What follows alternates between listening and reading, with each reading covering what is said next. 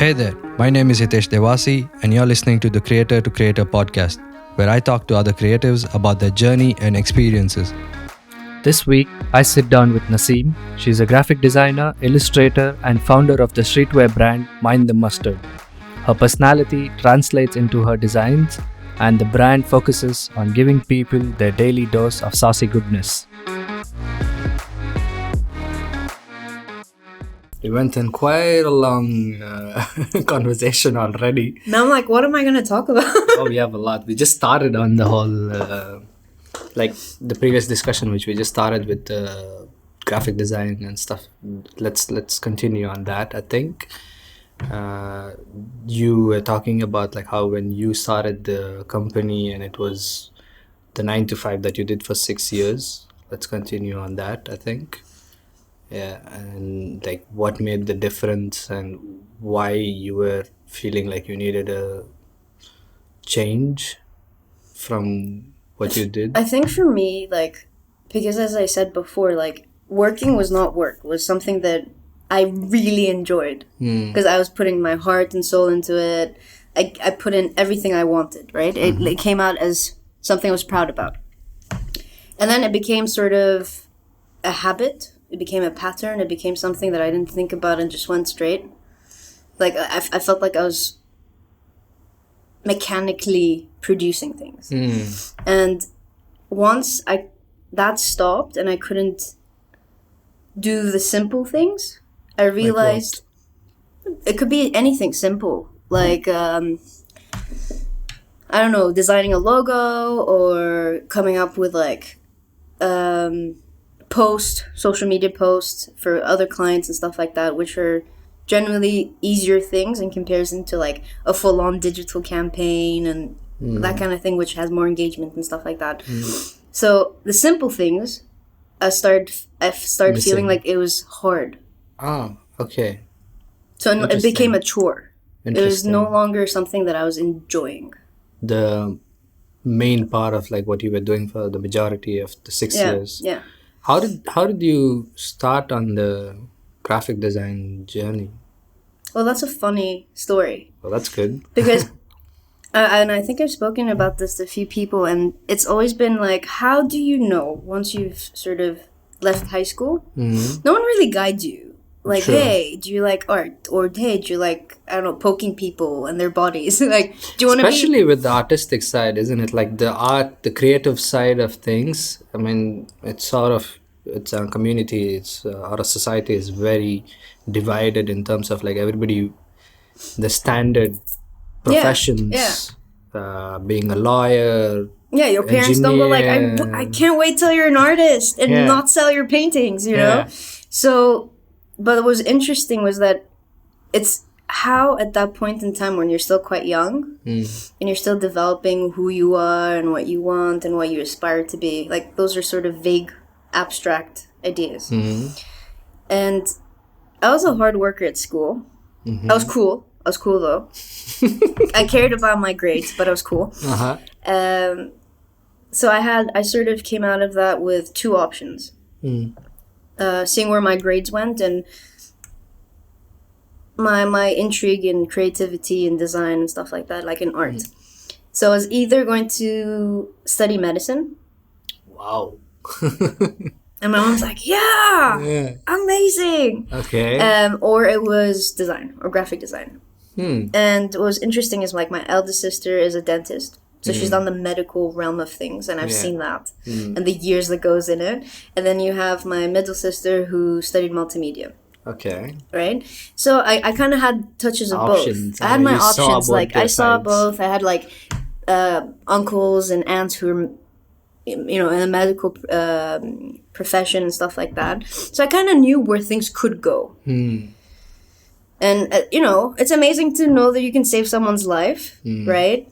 And that sounds like crazy responsibility, but I kind of got a little bit more curious about the creative side of things and how you kind of have no control over it, or whether it comes to you naturally or whether you have to work hard at it. So I decided to go, you know, be the rebel. Don't give your mom what she wants. So yeah, that's how it started. So I went to the UK because I was born and bred here. So I went there when I was about 17. For 4 years, studied graphic design, got into illustration, photography, animation. Yeah, so you get bits and bobs. Yeah, but it's quite theoretical, I'm not going to lie. It's not like, it doesn't prepare you for life. Okay. Like real life situations. Then I came back. And that's when, you kind of get hungry to get your hands dirty and see what work life is. And do the practical real life stuff, or like the actual which experience. Is super different from the college. Yeah.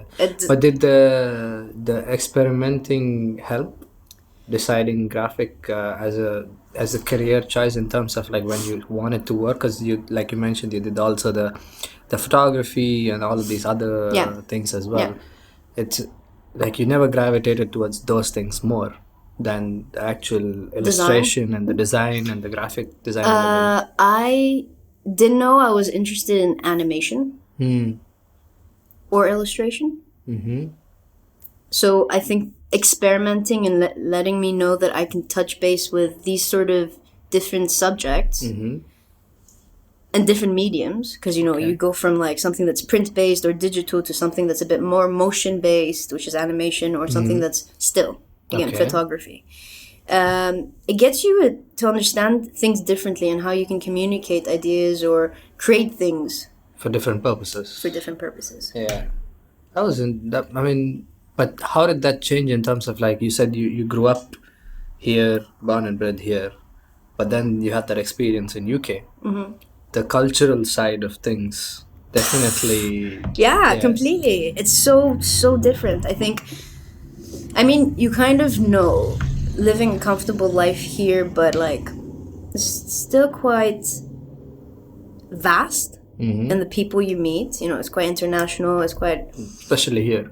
I mean, so I grew up with like people from around the world, but I never really got a glimpse of everything else or was aware of them. I knew about their cultures and and their stories, but you're very sheltered here. In terms of what you experience and what you get to know or to understand other people's realities, right? So when you go somewhere like UK, Leeds especially, it's like super cold. You can't understand what they're saying to start with, because they have like this like northern accent, which is a little bit hard.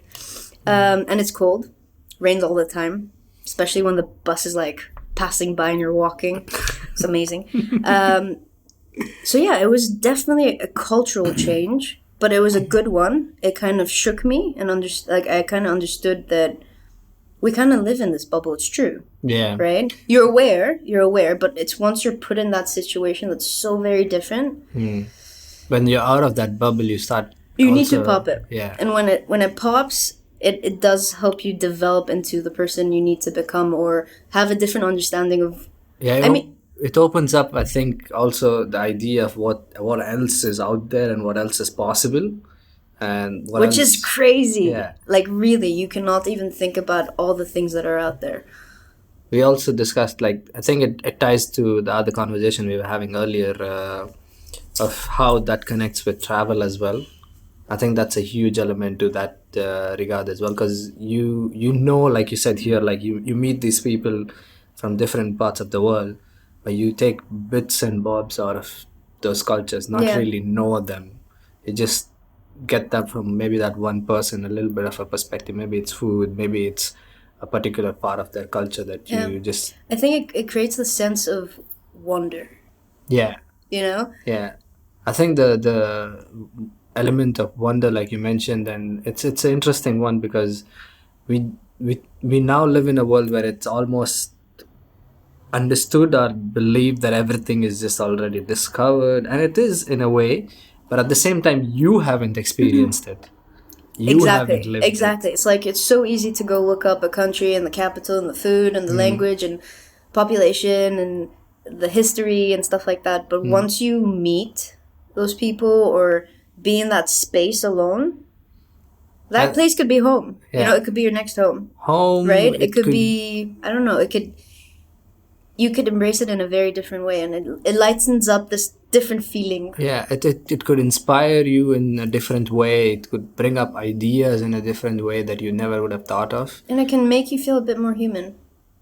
In what way? Like you are part of a community, or you're this small in comparison to that. Yeah. You know, it scales you down in a good way. So it makes you feel a bit humble. It checks your ego a little bit in a way. And you need that. Humbles you. You need that. Yeah. I think Massively. that's definitely a big element that I definitely seek out more and more in the recent years. I've realized you always need that element of just knowing that there's more out there and you are a small part of something much larger thing. Not in a bad way. No, not in a bad way at all. It could be taken both sides. That's why I said not in a bad way. Yeah. And if you take it positively, you could definitely benefit from it in ways that you would not have thought of before. Travel was one of the biggest things that I've experienced that as well. But design for me was the same thing. In what way? Because I sort of had the same experience. I lived in Singapore to finish my college there. And that was in a lot of ways same experience. Just living in a different country, almost learning would have been probably the same stuff. But at the same time understanding it in a different perspective. Yeah. So that allowed me to start questioning other things. But how is the same stuff that's happened here in different parts of the world can be taken differently and can be brought out in a different sense? Yeah. So then it almost became a thing of like, how can I question other stuff? You know, that opens up your perspective to other things that you would have taken granted in terms of like, this is what I've experienced on a daily basis, living in a place in a bubble. But even though you come back to it, it still becomes your new normal again. Yeah. Yeah, but I feel like I know this, it's a trap, right? It's a trap.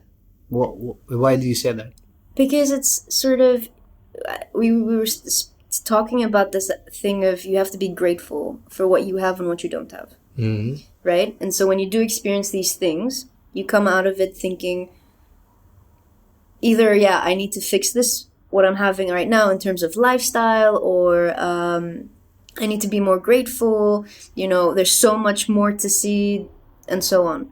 So when you come back, you feel like you've changed a little bit, right? After every trip, you come back with like... a bit of a better understanding in something. It could be anything, right? It could be good, it could be bad, but it's something that's holding on to you now. It's become part of you. Whether it's a lesson or a feeling, you know, or an emotion or a memory. True. It stays. And it becomes part of your story. Yeah, it becomes part of your story, but also you start using that experience in what you are encountering afterwards. Yeah. Like from there on, like what you're going to be, what part of the journey you are on. Yeah, you decide whether you want to keep doing this or you've come out of it saying, I'm going to go this way. I'm going to change it. I'm going to change it a little bit, see where it goes. And that's what I mean by like shaking your pattern of living. Yeah. And the way you think, the way you want to start approaching things, approaching people. You know, sometimes you come back thinking, I need to start opening up. I need to start putting different subjects on the table, challenging people, seeing how they think, because I've seen that, and maybe I want someone else to see it. But how much of it is it for yourself as well? There's always an element that obviously you want to show other people. Yeah. But also I think there's a huge element of also like for yourself. Yeah. And how you want to change it. Because you've experienced or maybe seen certain people do it differently. Yeah. I don't know if it's something that can tie into this is something like, okay, graphic designers, like you said, you had your sister doing multimedia. Yeah. So she was already in this, but maybe you saw somebody in London doing something similar, but in a completely different way, completely different style, completely different genre, whatever it is, and how that can translate when you come back into like, okay, I want to try a different version of this because I've already seen your sister or friends or somebody else doing a particular way. Yeah. But because as artists and creators now, we also always have this thing of like, you want to create something original, but at the same time, there's nothing original about it. Yeah. I mean, that's the crazy thing. Like, you will never have an original idea or a design that's completely original that no one's thought about before. But it doesn't mean that you cannot make it yours. Yeah, you can put your spin. Your spin, your twist, your line, whatever you want to call it. And you can make it yours, right? But, I mean, something like art and design, that's something super subjective. Yeah. I might think I'm an amazing illustrator, but someone would look at my work and think, you can't really draw people's faces and stuff like that, but I didn't want to. It's not photorealistic in your case, for example. Exactly. So somebody might see that and be like, oh, what is this? Well, this person can't draw. But then to somebody else, that's a different thing. That's the interesting part about like creativity and art, isn't it? Like it's so subjective to people that everybody can make their own version. Yeah. And there's always... I think, but that's the beauty of it, right? That's where the magic happens. Yeah. When you put your twist into it. You make it wacky, you make it weird. And I think that's what I've taken away from studying in England. That I've seen so many weird things that maybe not necessarily would like pass through with clients and stuff like that. But hence why I always had my side projects. I could be as weird, as abstract, as questionable as I wanted. I want to get into that a little more, like side projects, the idea of doing additional things, even if it's, for example, at that time when you were on a job. So you had your projects for clients and everything, but like you mentioned, you had your side projects. Always. Yeah. And that's so important for what I believe is like, that's extremely, extremely important, regardless of what you are doing as your main source of work. Yeah. Even right now, like both of us started a company around the same time, but even now, like you have your client stuff, you have your main products that you release for the brand and everything, but still at this point, how much do you concentrate on like other side projects, even if it's just for fun or previously, maybe not now as much, but especially when you were doing a job, because a lot of people get into the mindset of, okay, I have this job, this is what I should be doing. It should never be a job. Yeah. And even if you have like a 9-to-5 job that pays the bills and all of that kind of thing, my biggest token of advice would be, feed that flame. Feed it. Make sure it's lit. And always have your side projects going. What sort of side projects were you working on when so you were it could, at the job? I mean, I never wanted to burn out with something that I loved so much doing. Yes, I decided this would be my career, but it didn't mean that I had to treat it as a job. I wanted to go there, do what I did, and love every minute of it, which I did. But I always had my side projects where I loved music, so I would always like illustrate artists or just listen to music and then illustrate stuff, characters. It started with characters and weird creatures, which I loved, and like weird sayings on their heads and stuff like that. And that kind of, funny enough, how I started my illustrative style was I always wanted to illustrate like creatures in a certain style. Okay. So I'd be looking at references and blah, blah, blah, and I've never really learned how to draw. Ever. Okay. Like proper freehand. And drawing. Like portrait, anatomy and that kind of thing. I cannot do. I've never been taught. Okay. So I knew it was a challenge. So I was like, okay, let's do this. So I decided, I think it was 2 months in London after I graduated from university, and I was like, I've been wanting to do this, and since looking at references and wanting to be an illustrator of a certain style is not working for me. So let me just put on some music, sit in a cafe, and fill up this Zap book with illustrations. Okay. Whatever comes to mind. Be that kid. Stop trying to control where things need to go. Ah, okay. Interesting. So you wanted to just let it flow out, whatever was coming, and not put a brief of sorts on that. And not say like a head needs to look like this, or a the hands need to look like this, their eyes need to look like that.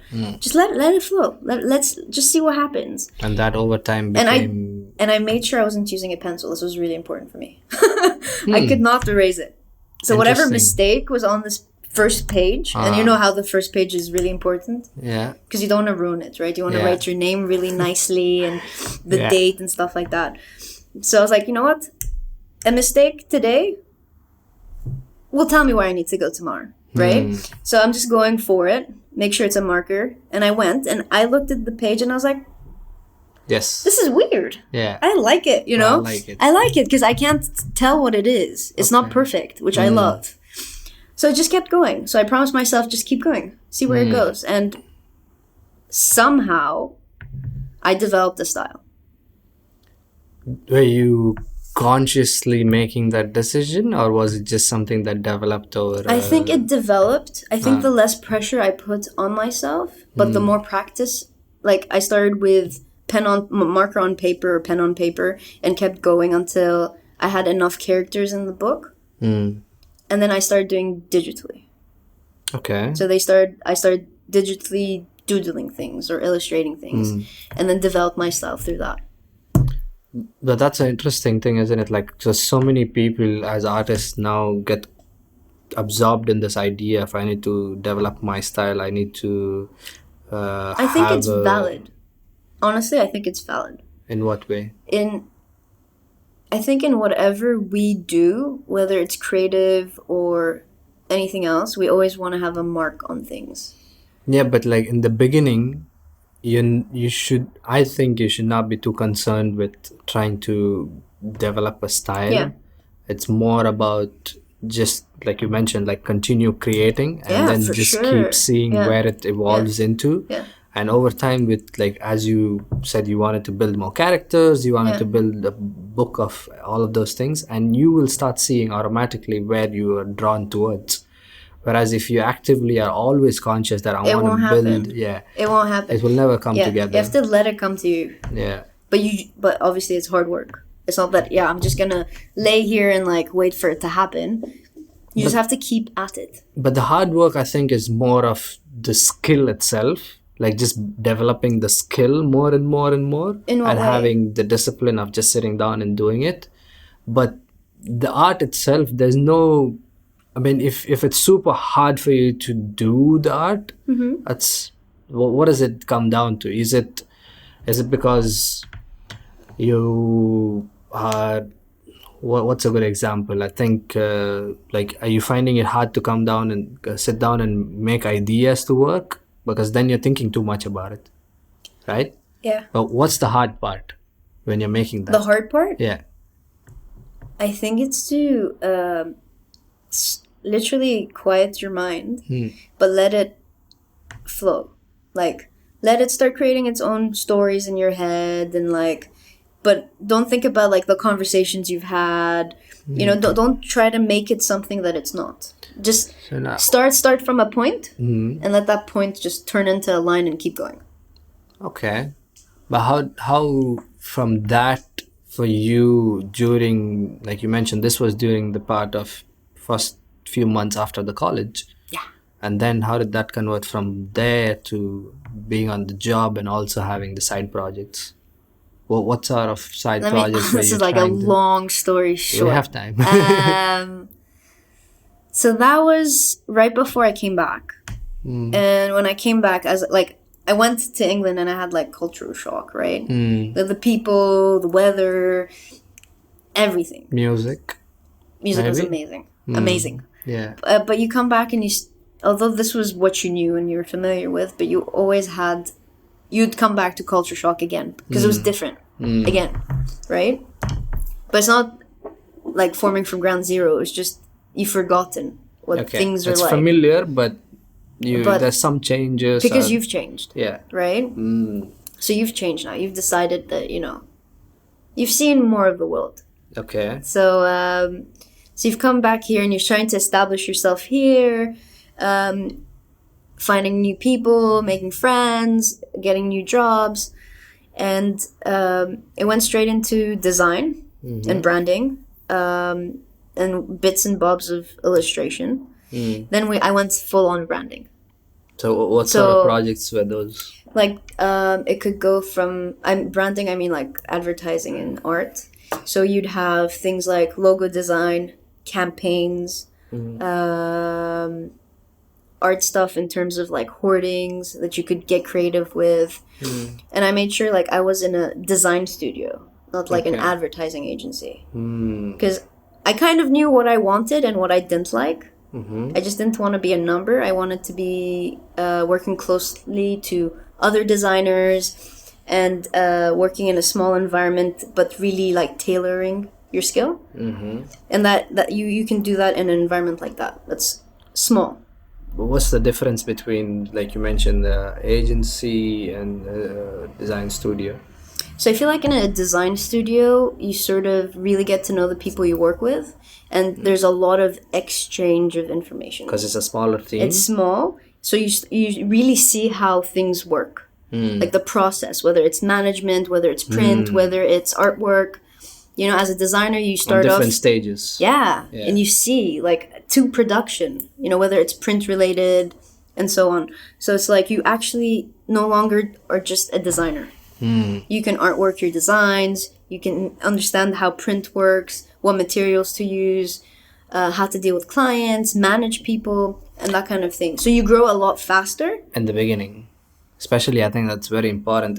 Like you mentioned, if you're coming out of college. Yeah, you're not prepared. Yeah, so if you have that sort of exposure as soon as you get out of college, you're developing all of these skills at a rapid pace. Yeah. Rather than being just a designer where you're only honing that one skill. So that's a very interesting point, because I had a very similar experience in the same way. I worked for a startup company for like a year. So boom, boom, boom, boom, boom. Yeah, because I was, as an interior designer at that time, I was also doing site visits, production, managing the suppliers, finishing design work, layouts, 3Ds, everything at once. Like you're managing all of those things.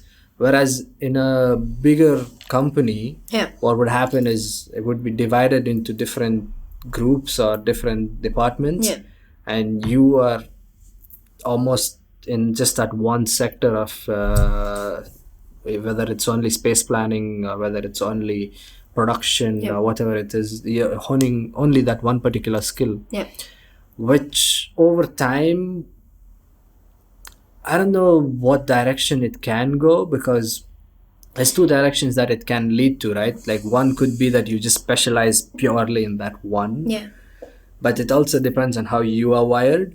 True. True. Because if you enjoy many things of that particular field, then you don't want to be a super specialist of that just one thing. Exactly. Like, it does expose you to so many different things, and like, fine, it's a different sort of environment, but you do get to dip your toes into all these different things. Even if it's a small amount here and there. And it's still exciting because in a studio you can have things like something as small as, let's say, a logo to something huge as a campaign. And everything in between. So you can have like corporate, you can have design related, like super design, beautifully tailored work, or you could have like artsy festivals. So you kind of got a mix of everything that you can go like, okay, I'm interested in this, and it kind of helps you to develop yourself as a designer, right? And even I think you're improving your skills much rapidly across the board. No, for sure, speed was like, and also understanding. I think it's also experimenting again to see maybe what you would like to go further in afterwards, because you want to see and try different things, especially after college, to see what exactly is it that you might want to concentrate on more. And that's that part of it. Like the way I like to see it is like you're investing it in yourself. You're investing in yourself to just understanding what you like more. But it doesn't stop with just work. But like you mentioned, that's also something you do additionally on those personal projects and working on. Maybe you have an idea that you don't want to, or like you're not able to do from a job, but you really want to bring it to life. Yeah. So I think those ideas are perfect for personal projects, especially like you're already passionate about that idea. Yeah. You want to see where it goes, how it can develop. Yeah.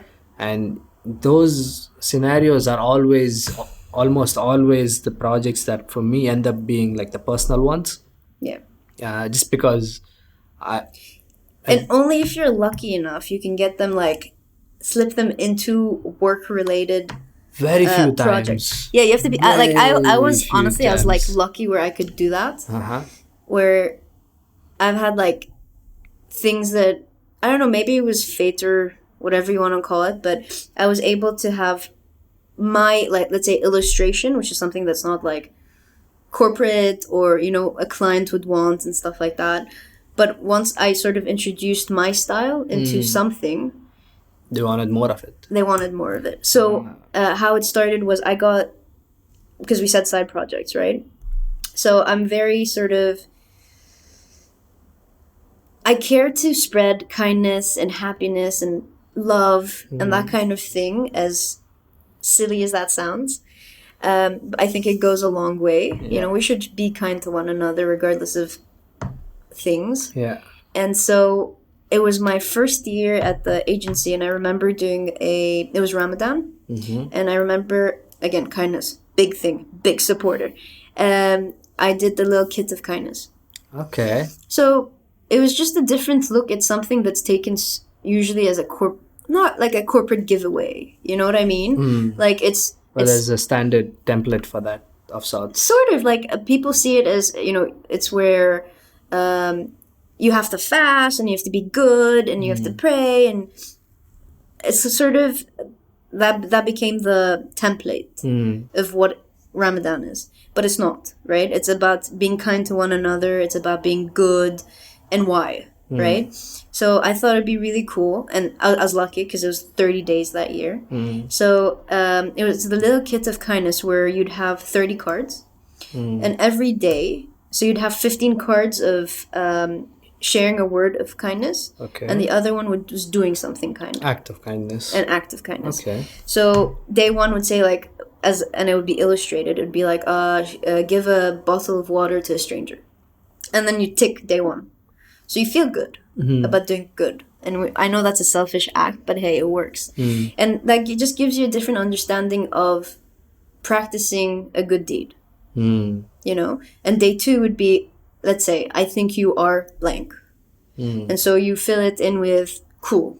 And then you give it to your employee, your friend, blah, blah, blah. So interesting. It's just spreading a good... More of the... Yeah. More kindness around. That's a very interesting idea. Yeah. I think especially the second part where you mentioned like when with your people you're working. Yeah. Like when you do that for those people, one of the things I always found, I'm not sure interesting is the right word, but like so many people are so disconnected with almost everybody they work with, especially at the job, because they think that's a job. Yeah. And they just there to put in the time. But you're in this person's face for like a million hours. Yeah, but you're spending so much of your time with them. I mean, you're spending more hours that you're awake with them than anybody else. Much. Yeah. So why wouldn't you want to develop a good relationship with them? Yeah. Why wouldn't you want to have like a certain fun element to work? Yeah. So this was like a great way to break that. Yeah. Break at the boundary of, hey, this is a corporate office, and I think especially in smaller companies and like studios and design studios and stuff, that's a more common culture. Yeah. But when it starts to scale to a corporate company, like you mentioned, but this was like a giveaway to all the clients, and the feedback was amazing because people were actually interacting and engaging and posting, and they were proud of what they were doing. Interesting, right? So it was like a small step. It was a small thing. It was a little kit of kindness that went a long way. And then through that, other stuff started coming together where you could add your style to that. Yeah. You said. Yeah. So it's just nice to see that something that you did on your own time that you weren't sure about because you didn't know how to draw. But people were responding to it. It did have its own style, and it's okay that it didn't look like the traditional way of drawing. Okay. So that was interesting. That was surprising. What sort of other campaigns through the job that was one of the experiences that you took away that would you still think about, or like you feel like that gave you a lot of insight on certain things? I've spoken to you a few times on certain projects or campaigns that you worked on. Yeah. But I don't know personally what level of takeaway you get from those. A lot. Yeah. A lot. It goes from like what I realize now, because now I don't really work with people, right? On a daily basis. And I miss that. So like brainstorming with people and seeing how the ideas develop and change, and sometimes you go back to that first shitty idea and that's fine because that was the winner, but sometimes it changes so much that it needed to get where it needed to go, right? And I've realized through working with so many people that sometimes you have to allow people to throw in their ideas and not try to manage where it goes. Because it all comes together, and then you have to decide then when to pick and choose and how to mix things around. Especially when there's other people involved in the project. Yeah. Especially, creative people love like holding on to their idea and or not change it. Yeah.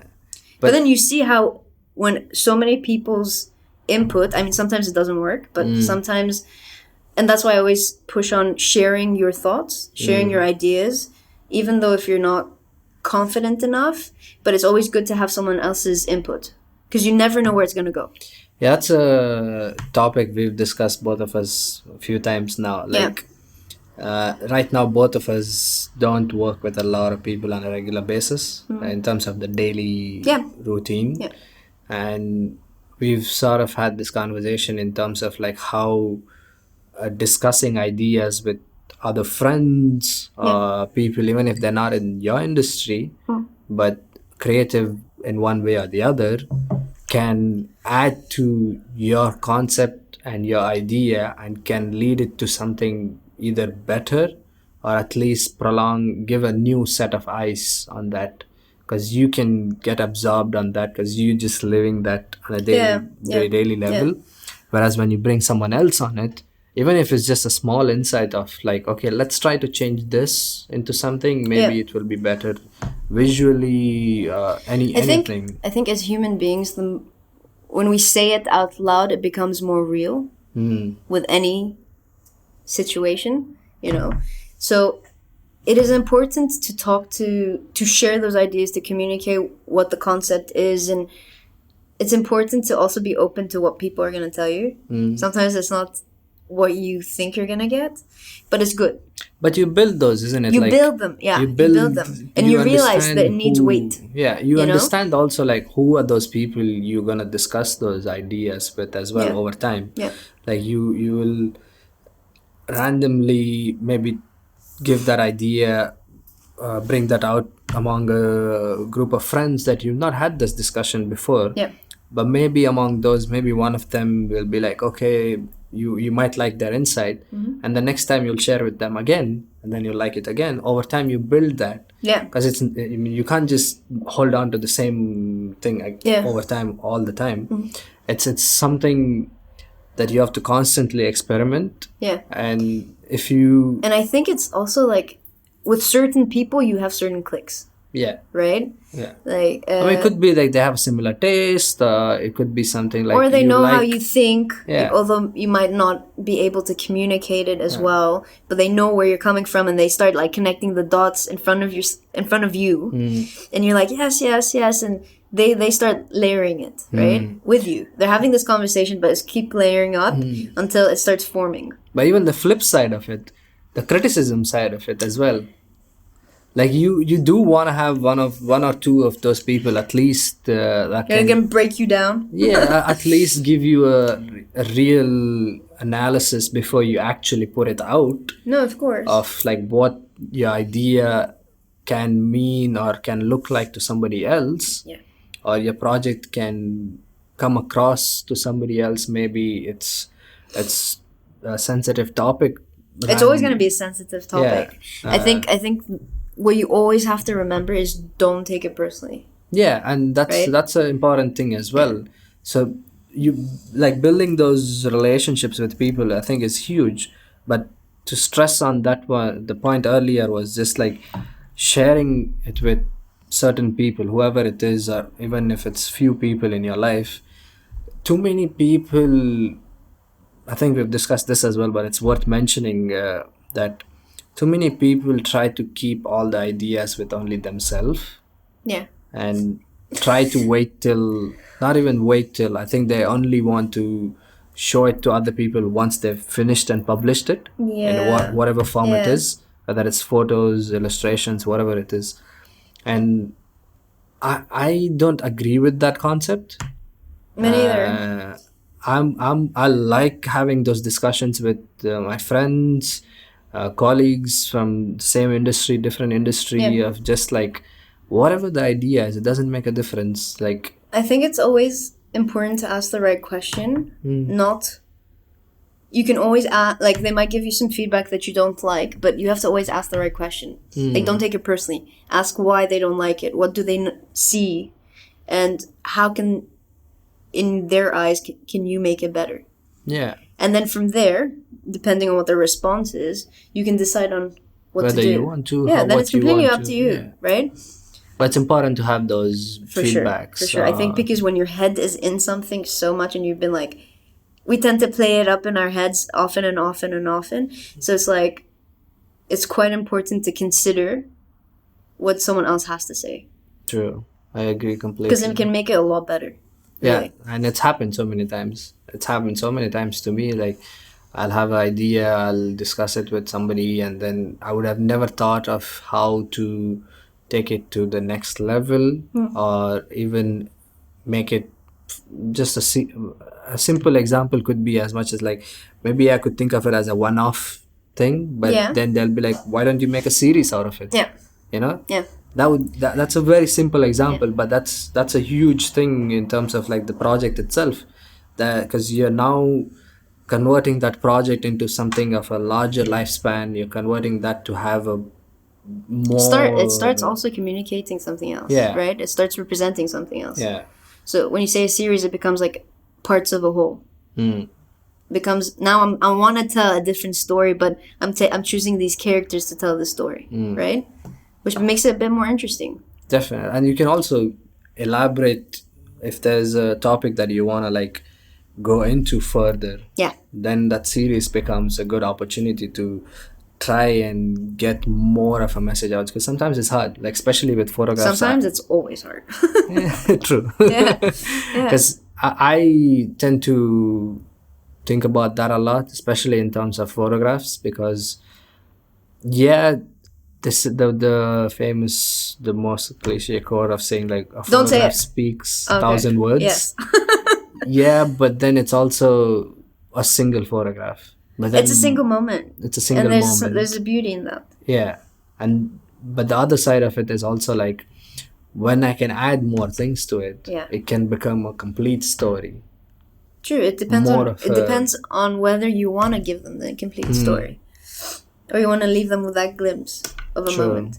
But the discussion part, we had sort of a small part of this before, not online, and I wanted to save it for the recording part, was how it's different to speak people from your industry or among your circle to people who are at around the same level as you. Yeah.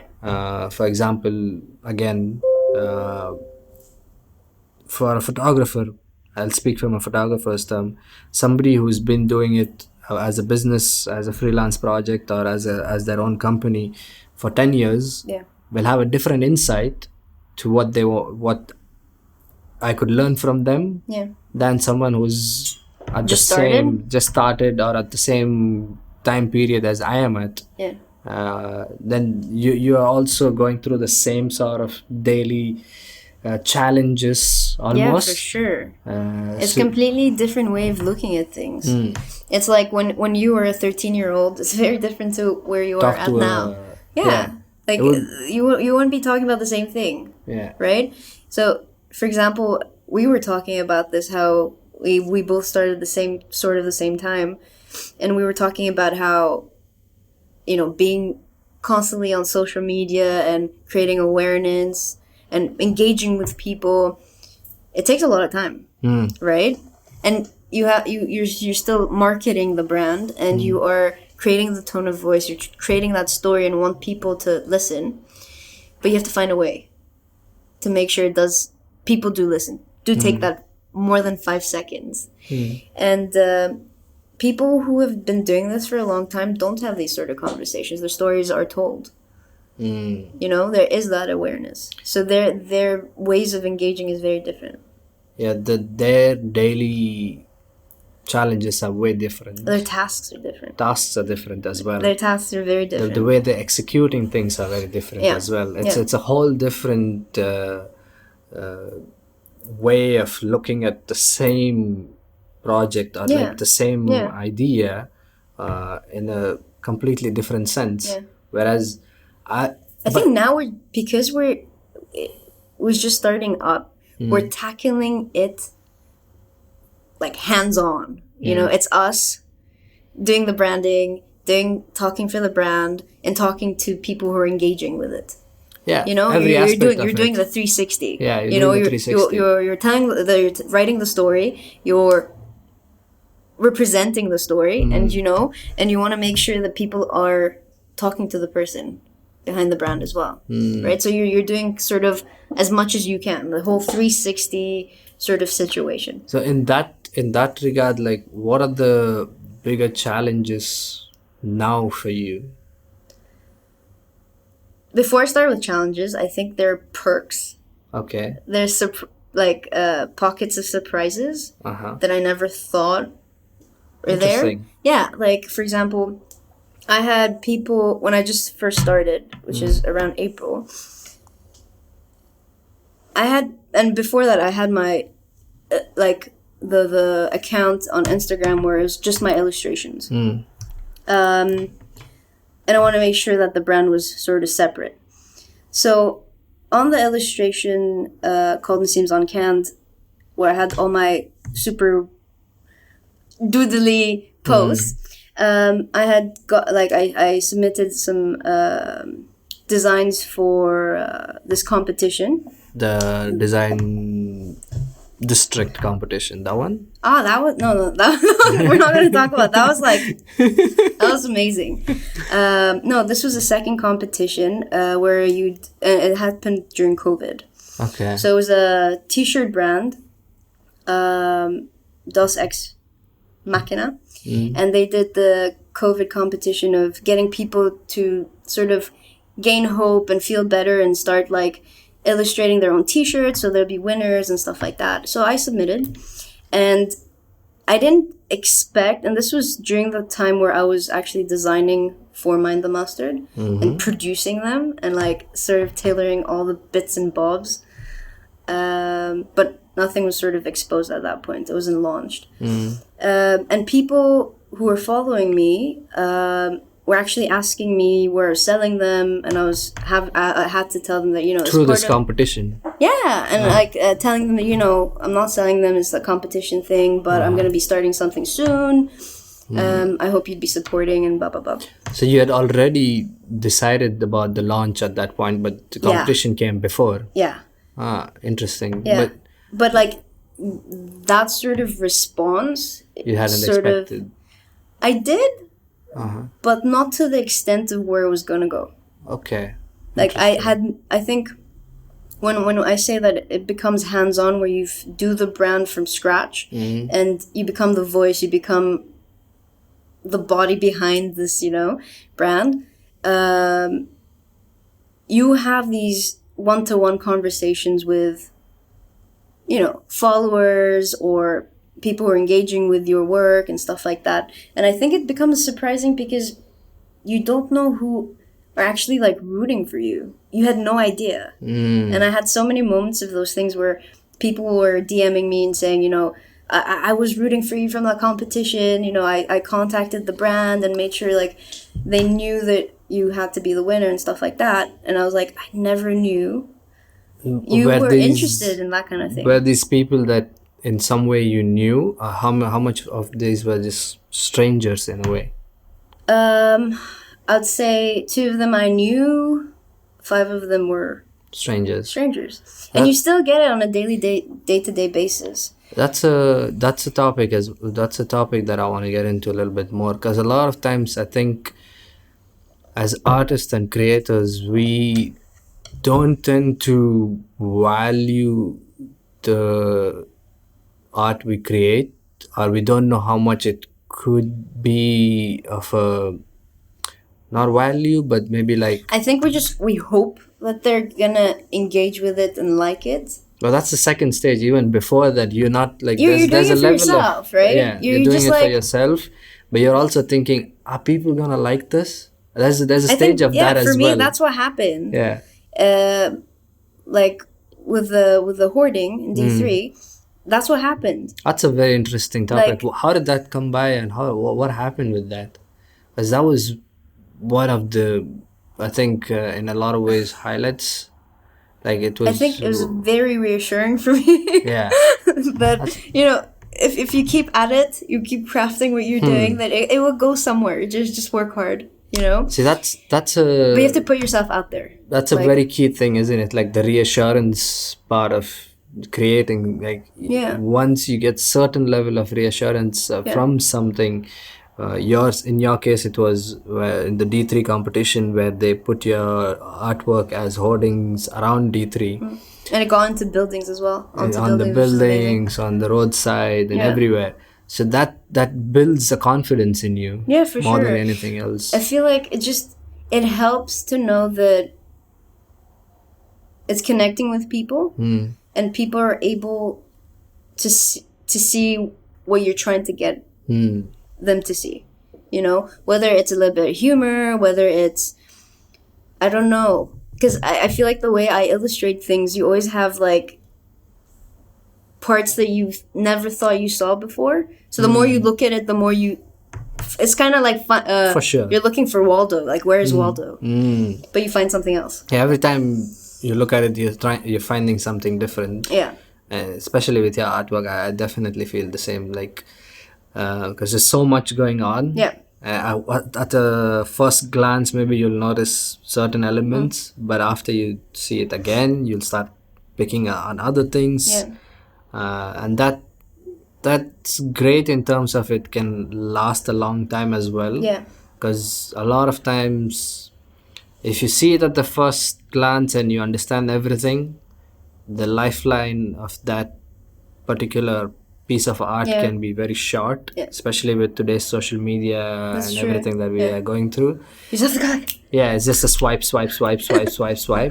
Whereas when there is a piece that you see that has layers on it almost, that you start discovering more and more things, then you're keeping the attention of that person longer. And that also translates into them being more interested to find, who did this? True.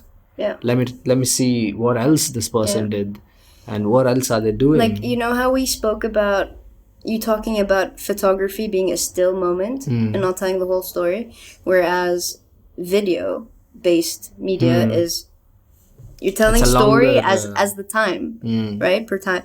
So I love storytelling, and I think it's super important, and try to like put that into everything you do. Stories go a very long way. And for me, like when we're talking about the hoardings and stuff, it feels like they're bits and bobs of the story that you're meant to piece together. So you won't get the whole story at one glance. Okay. But how does that connect into like the work you're saying? It feels like you have so much to say. But it could all be like moments of surprise. It could be moments of happiness. It could be moments of mixed all of it together. No, they're just different versions of it, right? It's different versions of love, different versions of kindness, different versions of life. The storytelling element for sure, like the part you mentioned is very perfect example, like how a photograph and the difference between a photograph and a video. Because it's time-based, right? Time-based, you are able to convey a message in a different sense in terms of, because there's also music involved. If you add music in your videos and stuff, and that sort of became my reasoning as well when I started doing videos, was because I was not, a lot of times I was feeling like restricted in some ways. I still enjoy photography a lot, but there's definitely certain scenarios where I want to have video to show. Even if it's parts of like, okay, behind the scenes that's happening of the story. What do you find is more powerful? I think that's a tough question. Is it the subject or what you want to tell? I think it depends on what the project or the idea is. Sometimes I just want to keep it as a picture. But sometimes, even if it's the same genre or even if it's a similar idea, I want to convert it into a video, or at least a combination of both. There's no true distinction, I think, just like, okay, saying this subject would be better for a photo, this subject would be better for video. I've never felt it that way. But I think it also depends on how excited or passionate about I'm at the project. Sometimes there's just a project that I just want to make more of. I just want to show more of, and then I want to do more videos of that as well, or a combination, like I said. Like one of the things I was mentioning to you earlier was in Spiti that I'm planning to make a documentary there. That one, the idea originated with taking a picture of a snow leopard, and then it slowly started converting into the concept of there's so much process involved between now and getting that picture. If you're getting that picture. If I'm getting that picture also. That's a whole different story. Because it's extremely hard to do. They're extremely rare. It takes a lot of time. Some people go through years without getting a shot. They go every year, something like that. So trying to tell that whole story in a single picture would be really hard. Because even if I posted that picture of the animal, you would see the animal. In the picture, you would see the animal. You would not see the amount of research, the time I had to put in, that the journey I had to take to go to that location, the people you've met, the people I've met, the connections I've had to make there, the things I've had to learn about certain things in that location with the animal or whatever it is, the weather-wise, everything. It's hard to tell all of that in that one picture. I don't know if it's even possible to tell all of that in that one picture. But that's just one example, because you could post a single picture of that and like people would still be like, oh, this is what beautiful, this majestic animal, everything. But I think it depends on what you're trying to convey. If you just want to show the picture of a snow leopard, just take a picture and post it. But if you want to show all the other stuff, then you have to start to integrate video or other forms of even like writing. I think there's so many different forms now that I'm starting to get more and more interested in. Like? Writing articles. I've been also putting together a book of the travels, more or less. Like a journal? Journal style of all the travels I've done and the people I've met, the conversations I've had, the experiences I've had from those scenarios, the one that we were discussing earlier, of meeting those people and how they were super generous, super humble, things like that. Just putting those down in a book, and at some point I'm gonna release that as a separate book in itself. So even though they're all connected in that one project, Yeah. but at the same time there can be different things as well. Yeah. They don't have to be just that one. But that's really particular. interesting. You can change a story, right? Yeah. It changes the entire Yeah. way you look at it. And that sort of also comes to in the more practical sense. Like we've had this discussion once before, how to, because that's challenge on a daily basis. Like how to create content that's, because it takes time. Because it takes time to. It takes a create lot of time. time. There's a process involved and everything, but you want to be more productive. So what's a way to do at once and create as many content pieces out of it that are also interesting? I think one thing to remember is not think about how you have to post every day. You know, just to like release that content, like just post, like da-da-da-da. Like, make sure it's telling your story. It's something, you know, make sure it's worth posting. Make sure you're changing someone's perspective about something. It's gonna make up their day. You know, those are things that I care about, and that like I think I'm trying, like, it's what my brand is about. You know, it's your daily dose of goodness. It's your saucy reminder. It's something that's worth posting.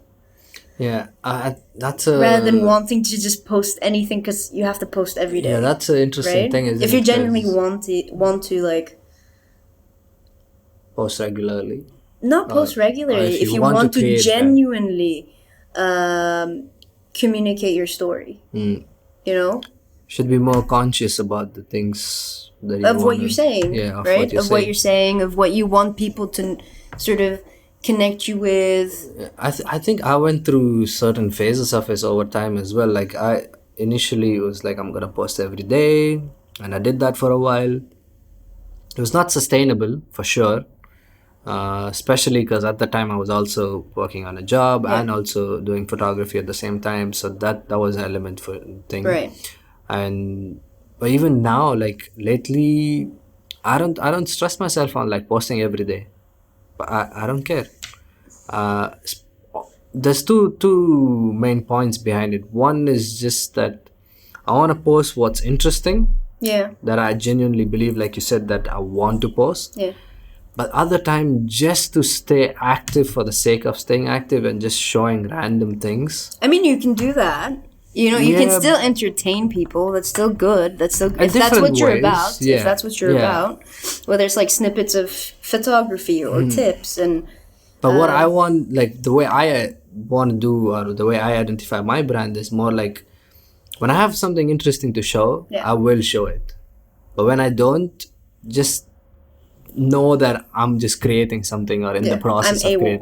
Yeah, I'm AWOL. AWOL. I'm in the process of something else. I don't want to be in your face all the time just for the sake of being in your face because Instagram algorithm believes that I have to post every day. It is the truth. No. I mean, it's a hard one to sort of. I mean, you have to do it yourself. You have to test, see what works for you. Whether it's posting every day, making sure like a week before that you've got your post ready, that kind of thing doesn't work for me. I've never been good at that. You know, it's just not and it does take a lot of effort because you have to think about what you're saying and what you're posting and the caption and you know, there's a lot that goes in. That part I do like, but if you're genuinely posting it, right? Not if you're just like posting for the sake of it, you know. So if you don't really want to post it, then what's gonna come out as a caption is not gonna be engaging. It's not genuine. Yeah, interestingly, like I think this is something I've been thinking about a lot lately.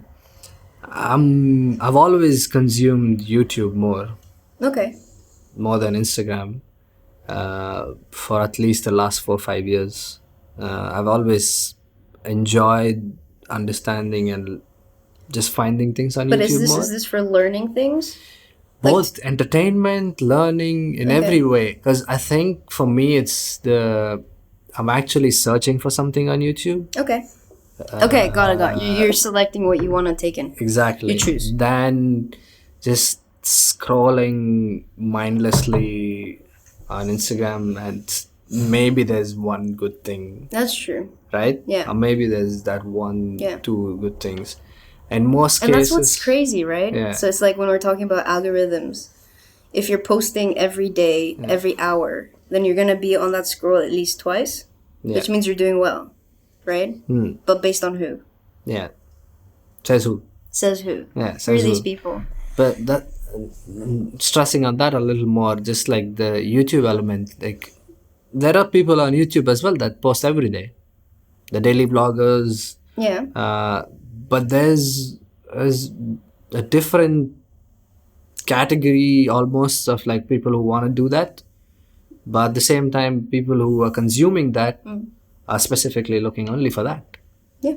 Not going the other through, way around. Not going through I want to look for what I'm interested in. Yeah. Whereas if you want to like just create one of the things with YouTube for me that I'm working on is having the podcast obviously once a week, but at the same time releasing some filmmaking photography content, which takes way more time in terms of production, yeah, of course, than the podcast itself. Yeah. Because you have to come up with an idea that's interesting, then you have to do the whole story behind it, then you have to go out and shoot it, and then there's also a part of editing afterwards. So there's production wise, there's a lot more that's happening in there, whereas podcast is a lot more simple in some ways, especially the editing part, or because it's a free conversation that's happening. I'm not planning a whole lot of things that like, okay, I have to discuss this, I have to discuss You're planning this. everything. Yeah. Like, so that helps a lot in some ways. Like, okay, I have something that I want to create as this category of which is more do you find improv. It's is it easier when it's more controlled and I know how it's going to something that's like free flowing like this? Like you don't know what I'm going to say next. No, I don't whether know. It's going to be good or bad. No, I don't know. But that's the thing. I do enjoy both sides of it.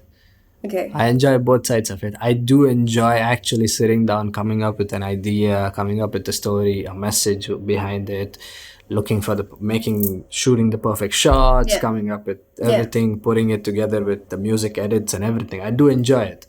But I also at the same time have to come to terms with how much time that takes as well. And while running, because it's not like YouTube's my job or anything. So I have to also understand with my schedule what works. And that's where you start to come to terms with like, okay, this is what I want to do. So I still want to create. So that's where the podcast comes in. So I was like, okay, this is a good format that I can stay consistent on. But at the same time, when and where possible, I want to create the other stuff. Especially if it's an idea that I also, really want to put out. You never know when they start like, Yeah. And that's already for me has been a case in terms of even work as well. Like a lot of people I work with on a daily basis in terms of even clients over time have become very good friends of mine, because most people I work with are repetitive in terms of like I work with them not just on one project, it becomes a series of projects over the entire year or whatever the timeline is. And that allows sometimes to just have those other creative sides that we just come up with randomly. Right now, I'm working on a project with someone who is, I don't think I'm not going to say that project because it's for that person to announce and everything. But the personal side of that, I can say that part is through the whole project, there's a long series of content that we are making. But what I'm doing from that on the personal side is like over the whole journey, just document a lot of things and make a short documentary at the end of it. That's awesome. Just because we're anyways making content for the entire period of, I think it's coming down to 6 months in total.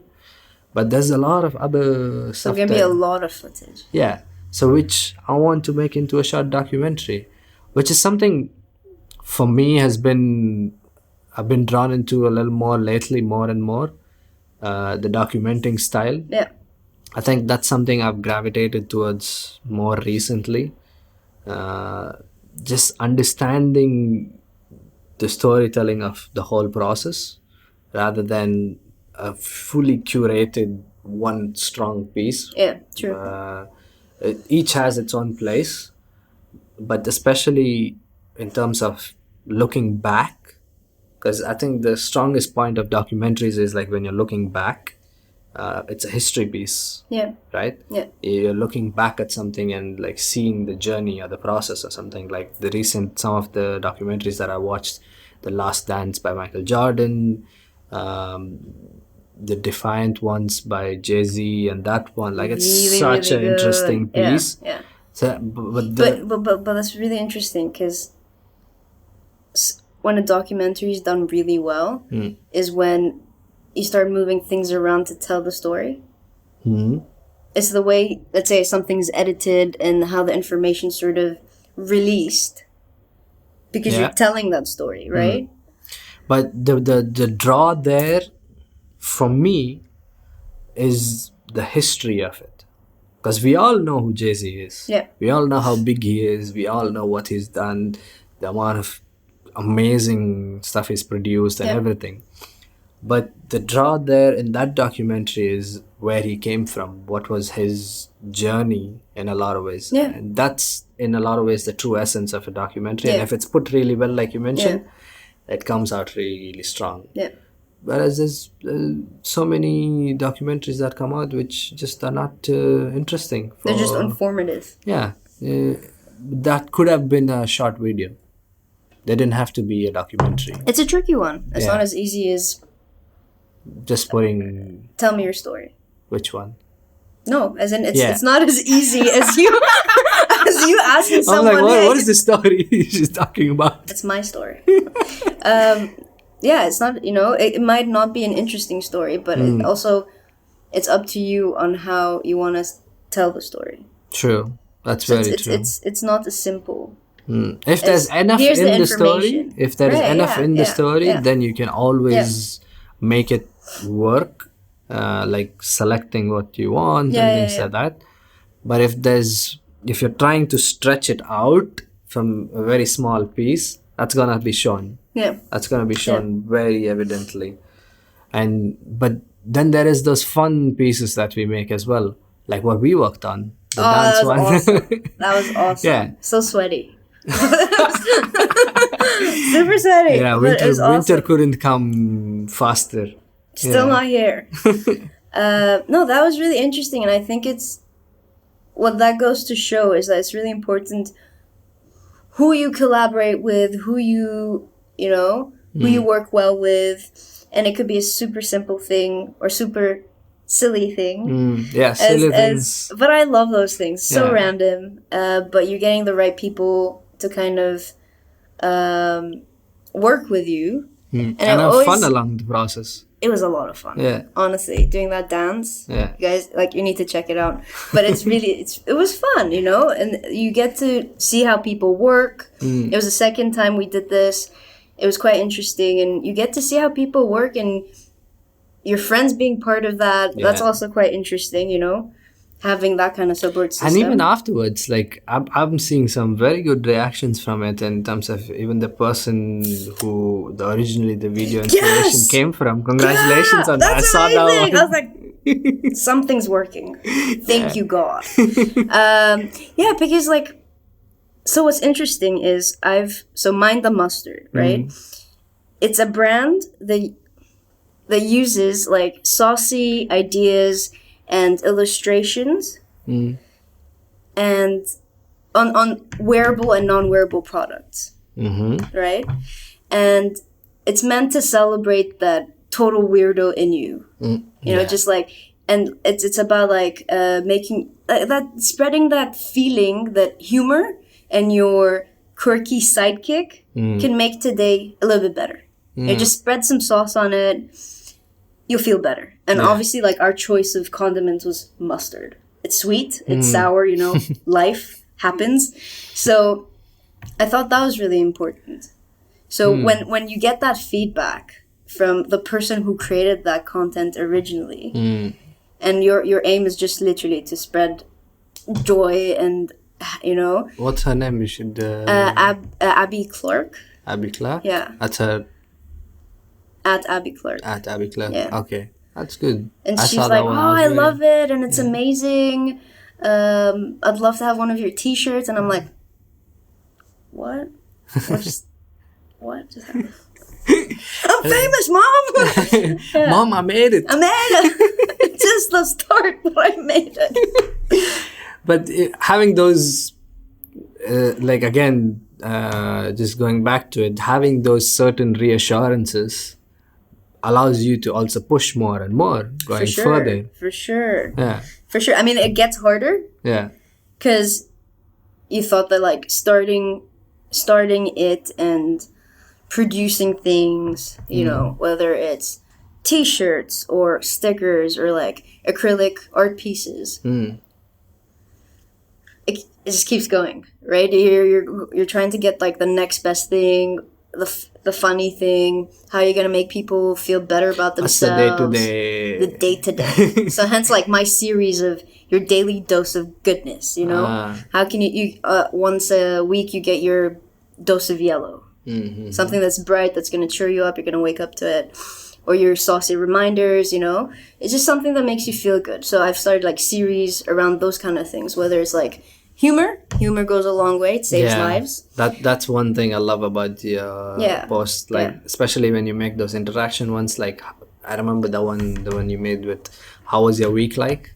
Yeah. With your emojis. What was emojis or GIFs? Yeah, GIFs. Yeah. Yep. That was really interesting. And I saw a lot of people posting that so as well. it's interesting when people do engage because you don't expect that. And these are people you might not even know. You want them to. And it's really important to engage with them. Like as much as you can, have these one-to-one conversations with them to say, you appreciate their support. You hope that your content makes them feel good. Because that's the whole point. To make you feel good. If they took away something from it, at least. Yeah. In whatever, if it was entertainment, comedy, inspiration, or just if they're looking for... Hey, if it makes you smile. Yeah, that's... if it makes you feel a little bit better, then I'm happy. That's the part where you as a creator, when you make it, when you make a certain content... That's the hope in terms of like, okay, somebody is gonna at least have some value out of this. Someone needs to someone hopefully is gonna relate to it. Yeah, and most of it feel like where I'm sort of trying to spread is that it's never too late. Do it today. Don't wait for tomorrow. Yeah. And as much I'm gonna try to stress this as much as I can, but feed your flame. Yeah. Feed it. That's keep crazy important. Super important. Yeah, because also be open to where it's going. Be open to wherever it's going. And change is really good. Yeah, really. You just don't know what's about to happen and what's gonna happen, and that's kind of good. Yeah. I mean, coming from me, who doesn't really like I like to know where. I do like change. I think change is always good because it's transforming into something else. You should never be stagnant. You should never have the same shape. Yeah. Don't hold on to try to be the same. Don't try to be the same. Be true to your core, for sure. But you can always get better. That will form into a bubble and then that forms into a triangle. It just has to keep going. You also the thing I want to stress on, you concentrate on giving that dose of happiness for people. Yeah. Or a certain level of entertainment, comedy, as people also can put together a certain group of people that they would like to consume certain information from. And that's so important in terms of I've been a big proponent of saying you have to be actively selecting what you're consuming. Don't just consume whatever is coming. It's a dangerous game. Yeah, it's a very dangerous game because it's gonna affect you a lot. I think it you don't realize how important or how much it does affect the way you think. Subconsciously. Because actively you don't. And it stays, right? It, unless you decide that, hey, And for me, I've been trying to give that message as much as possible in my posts and everything, especially on the aspect of the mental health, because it ties into that one so much. And because I used to be on the other side, Yeah. and I used to waste a lot of, I say waste because that's what it feels like. Okay. Waste the time in terms of like just consuming whatever was coming on, like the days of TV when you would just turn on TV and just watch what was on TV. Yeah, it's crazy. Yeah. Right? That sounds crazy today. Sounds crazy. Yeah. Whereas now we have the option of actually consuming whatever we want to consume when we want to consume. So we have to take advantage of that as much as possible. Because otherwise, What's the point? What's the point? Like, Or why are you learning? Or Yeah. what is this making you feel? Yeah. And why? And when you have that itch of learning something, YouTube and learn it. When you want to have some entertainment, have the entertainment, but not have those periods where you identify what you are looking for. True. Rather than just watching one recommended video after another. Don't go into that rabbit hole. But that's like, it reminds me of when I first started with Mind the Mustard. And I was like, you know, I want to represent what I wear. You know, you are what you wear, you are what you think. So I wanted to make sure it was like, it was good enough, right? It was saucy, it was good, it was feel good, it was funny and weird. And I wanted to make sure that people knew that it was okay. But how we never came to the topic of like, what are the challenges? Everything life. There's definitely like one point we made was so many. The making on a daily basis. There's making, there's starting a brand, getting the license. Yeah. There is. How was that process for you? Was it straightforward? Did you expect more challenges? I think you can never expect the challenges that, unless you will never expect how challenging it can be until you do it yourself. But honestly, like, you learn so much of how things really work. Paperwork. Yeah. License. Setting up the website. What goes into that, coding. But I think for me was interesting because the website part especially, as someone who's starting a new company, it's so hard because you're also trying to reduce as many costs as possible as well, right? That's one of the things. We haven't even started talking about producing things, you know? Right? Yeah. So the building website, I think now that's one of those things that I'm very happy that we have certain platforms where we can do those without knowing a lot of like coding and other such skills. I mean, honestly, I think we're blessed to have the design background. Yeah. You know? That helps. Definitely helps big time. And knowing like to create a strategy behind your brand, the tone, personality, and all of that. But when it does come to website, we're lucky to have things like Wix and Cargo and Squarespace and all of these platforms. It gives you the template, but obviously you give your own touch, right? Yeah. You have enough customization available on those places. As much as you can, like copywriting goes a long way. Yeah. Goes a long way. But there's the whole other aspects of like you mentioned, like learning paperwork and all of those things as well, like payment gateways, like that was a whole different shipment. We've discussed this one.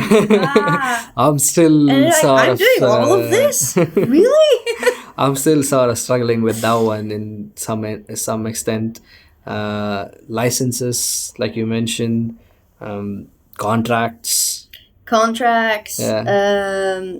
For me, something that I've concentrated. Something I'm concentrating more and more on, like model releases, like things that not most people talk about when it comes to these. Like when you want to start a photography business. Contracts are so important. And these would be the topics that people, because you can learn how to use a camera on YouTube for like, there's hundreds of videos on that.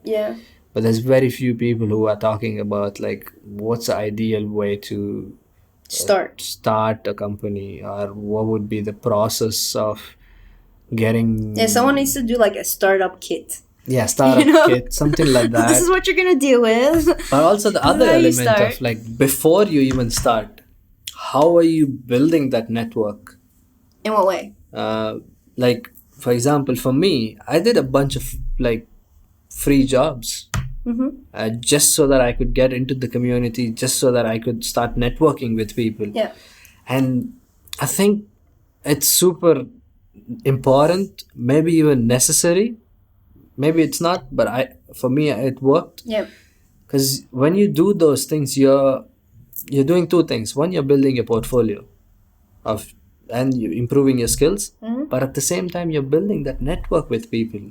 That's true. Which over time will convert into other things like paid clients or side jobs, recommendations, side projects, fun projects, anything. It can. You don't know where it can go in the future, but too many people don't want to do those things, especially in the beginning. I think it's very important. As you grow, I think you have to obviously start reducing those. When you have a company, you have to obviously make it a profitable company. You have to start understanding like which projects are worth doing that way. And how to quote things. Yeah. You know what I mean? How to quote things and how certain things have to cost a certain amount, and how to understand why, you know what I mean? And that comes from experience.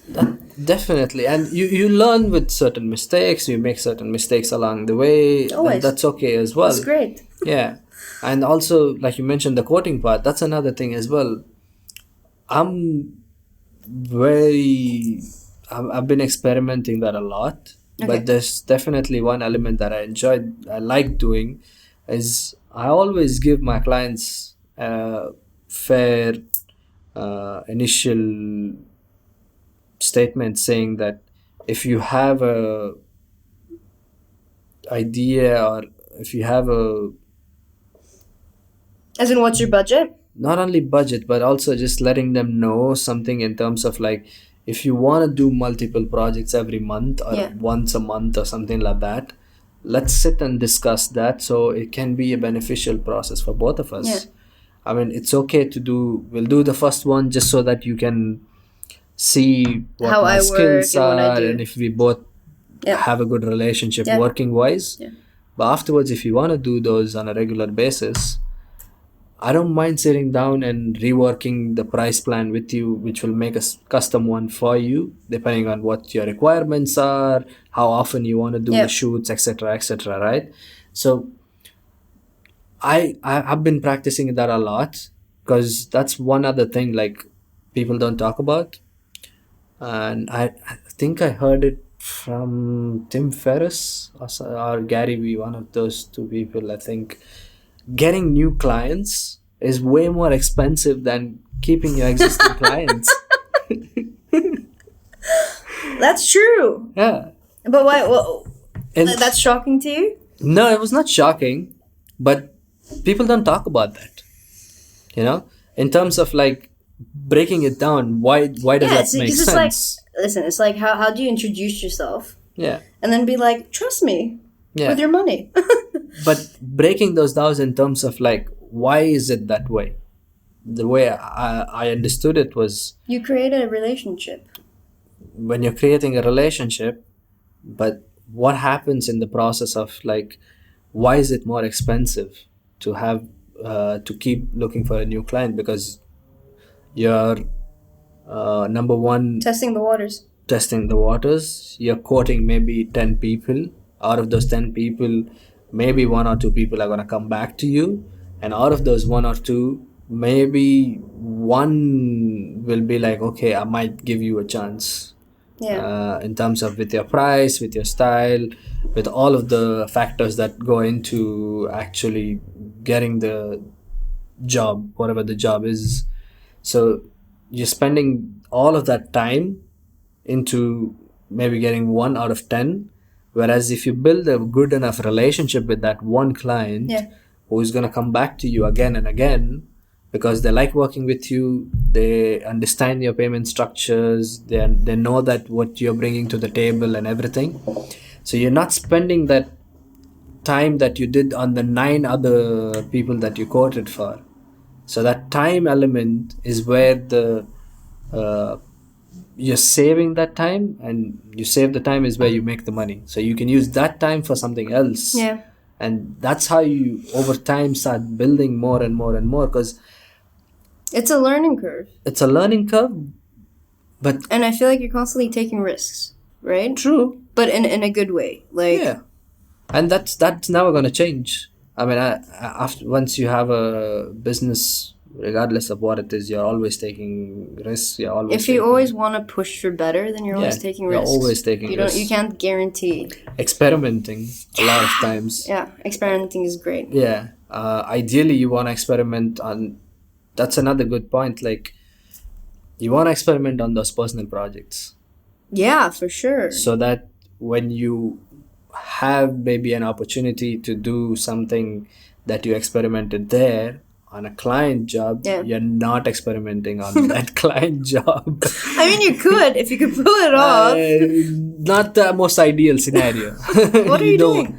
Yeah, I'm not sure. I don't know what the result is going to be like. Yeah.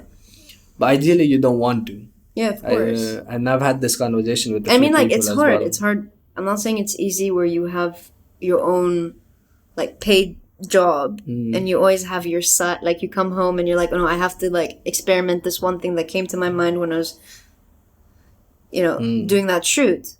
But make sure you do, because you don't know what's going to come out of it. Yeah, I think that's very important.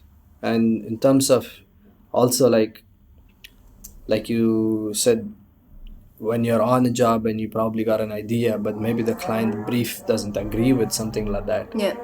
But if you come back and work on that, maybe a future brief that can come can be something like that. Or at least you have an option of giving them, saying that, okay, this is something I can create as well. Yeah. So if you're interested, we could make something work on this regard. But also, even if it doesn't work into something like that, you don't know. Like, I've had this lately more and more because I'm trying to diversify into many categories in all ways possible for the business. You mean weird dance moves? Weird dance videos? Yeah, weird dance videos. Let's create more weird dance videos. I don't know what else is going to come from there. It's only going to get weirder. It's only going to get weirder. Yeah, but like over time, like all these trips, whatever pictures I've taken, at the time there was no job there.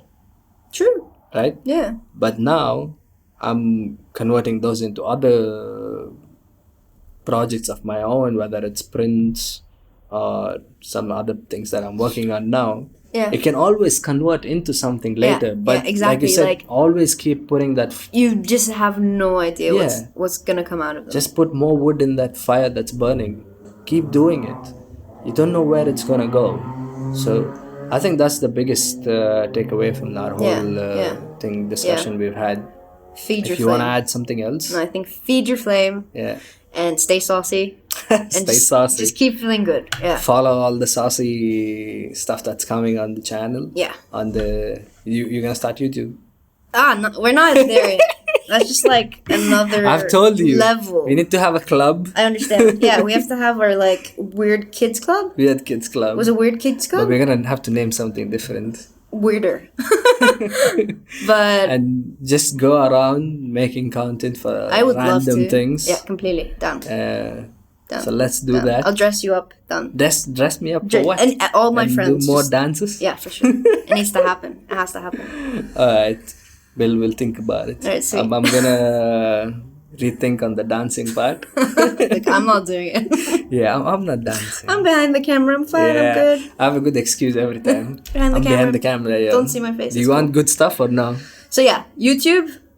Hopefully soon. Sometime in the future. Because I want more people around me to do as well. Yeah. Yeah. No, it's great. Honestly, like, it gets you to think of, again, trying new things, and that's good because you don't know if you're gonna be interested or not. Yeah. We'll see what happens from there. Yeah, cool. All right. Sweet. Tell all your Instagram handles, website. All of them? How many do you have? 1,000,000. Start listing. It's like, how am I gonna put this on the screen? Yeah. So Mind the Mustard is at by Mind the Mustard, and my illustration account is Nasiim's on Canned, and the website is www.mindthemustard.com. Go buy all those teas. They're quite cool. Anything interesting coming that people should look at?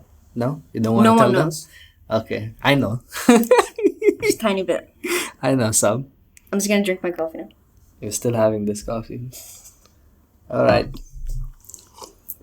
Thank you.